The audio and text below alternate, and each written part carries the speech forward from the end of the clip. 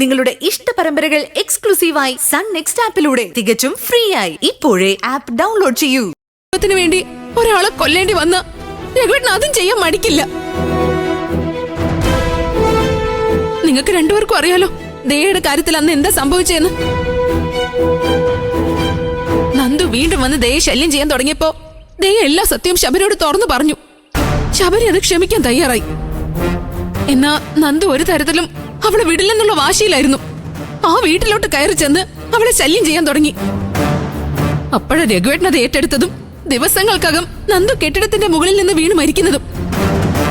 ശബരിയോ രഘുവേട്ടനോ അവനെ കൊന്നതായിരിക്കുമെന്ന് നമ്മളൊക്കെ അന്ന് സംശയിച്ചതല്ലേ. അതുകൊണ്ട് എന്താ ചേച്ചി, പോലീസ് അന്വേഷണത്തിലെ രഘുവേട്ടനോ ശബരിക്കോ അതിലെന്തെങ്കിലും പങ്കുള്ളതായിട്ട് തെളിഞ്ഞോ? ഇല്ലല്ലോ. അന്നേ ശബരി അങ്ങനെയൊന്നും ചെയ്യില്ലെന്നുള്ള വിശ്വാസമായിരുന്നു അമ്പിളി ചേച്ചിക്ക്. എന്നാ ഇപ്പോഴും സ്വന്തം ഭർത്താവായ രഘുവേട്ടന് ഇത്ര വിശ്വാസമില്ല അല്ലേ? അങ്ങനെയല്ല മോളെ, രഘുവേട്ടന്റെ സ്വഭാവം നിനക്കറിയാലോ. ഇനിയൊരു കയ്യബദ്ധം പറ്റിയതാണെങ്കിൽ പോലും അതിനൊരു പരിഹാരം ചെയ്യണമെന്ന് മാത്രമേ ഞാൻ പറയുന്നുള്ളൂ.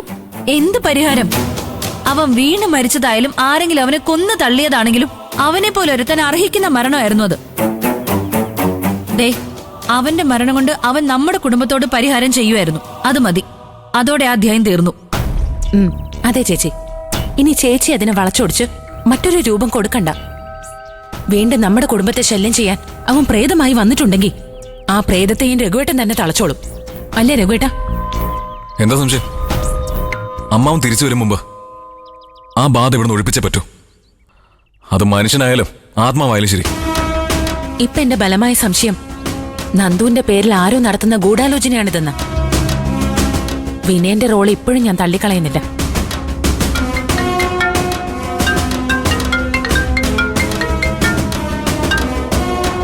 അങ്കിൾ, ഞാൻ ഇറങ്ങാൻ തുടങ്ങാം.